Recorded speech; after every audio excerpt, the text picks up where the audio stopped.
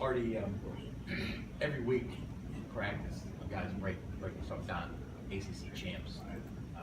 Now that you can't win that, what's the focus? What's the focus the driving force this week? Is getting win number 9, and we'll do that by our preparation, and it doesn't change. We were aware of what happened and how it was the control was out of our hands, and we needed some help. And Virginia Tech played pretty well, but weren't able to get it done. So now we're just focused on getting win number 9, getting to a good bowl game, probably the best bowl game we've been to here. While I've been here, and me and Darryl have been here. So we're excited about it, and we're ready to play Miami. Has it hit you that Saturday's going to be your last game at Heinz Field? A little bit. I'm sure there'll be a lot of emotions going on, but kind of a bittersweet feeling. It's obviously bitter because it's the last football game I'll play in at Heinz Field, but at the same time it'll be sweet because I know that I put everything I had into it, and especially my senior year. And I know Darryl and the rest of the captains and the rest of the seniors were proud to say that this has been the best year that we've had since we've been here, going for a 9-win season. Do you feel that the bond between you and the other fifth-year guys is maybe a little stronger than average, just because everything you've been through since your time here? No, I mean it's part of this. It's the way it works. College football, coaches are going to come and go. We've picked up a little bit from everyone and continue to get better because of it. I wouldn't say that I'm not going to get into one coach is better than the other coach, and we're better for each coach, and each coach had a respective reason to be here, and they were helped us along the way. Artie, with that being said, what has Coach Narduzzi brought to this program that has sort of enabled you guys to take that next step that you guys have just seemed to decide on last year? In my opinion, it's his fire and his passion. If you just look at the way, from as an offensive lineman, I don't know a whole lot about our defense, but just from talking to the guys, they try to emulate their head coach or their defensive coordinator, which, and obviously he's not the D coordinator, but he has a lot of influence on the defense. And, when Coach Narduzzi runs around and has passion and fire and energy, that reflects in how we play on defense and on offense. But, especially when he's coaching them up on the sideline after games, I think that helps a lot. You guys gave yourselves a pretty tough act to follow on senior day with the way you guys played offensively against Louisville.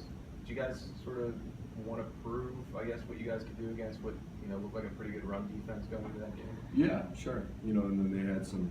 You try not to let media, get to you, but someone showed me an article that there was a mismatch between me and the guy I was playing, and in there, so I had a little something to prove. And everyone has their own little personal story to go along with it, and then ultimately you just have to come together. And we knew that they're a good team, and we knew that we were going to be able to do what we wanted to do as long as we executed, and we were able to do that the first half at least. Artie, what sort of pride is there? You touched on it earlier, but leading this program pretty objectively in a better place than where you came in 5 years ago. Well, there's a lot of pride with that. There's the coach is trying to build something here, and I don't see why they can't continue to get better and better every single year. And to say that I was a part of it, it's a pretty good feeling. Anything else, Ryan? What have you tried to instill with the underclassmen? Your message has been to them all years? Well, I tell the offensive linemen, the younger offensive linemen all the time that you don't have to be the biggest, fastest, strongest guy on the field. If you know what you're doing, you know how to do it, and then you know what you're good at, that's the case for me. And I knew that if I was going to play and I was going to excel, it was going to be because I was going to outsmart people, and I was going to know what they were doing before they knew what they were doing. And that all just comes from preparation and watching tape. So if guys can continue to do that, along with the physical attributes of what our offensive linemen have and a lot of the guys on our team have, we'll be pretty good. You're the only senior on that offensive line.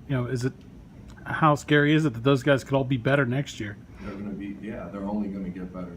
That's for sure. There's it's a lot of guys will leave and say, it's just kind of a thing where you leave and say, oh, I don't know about, next year. You guys have a lot of question marks. There's no question marks.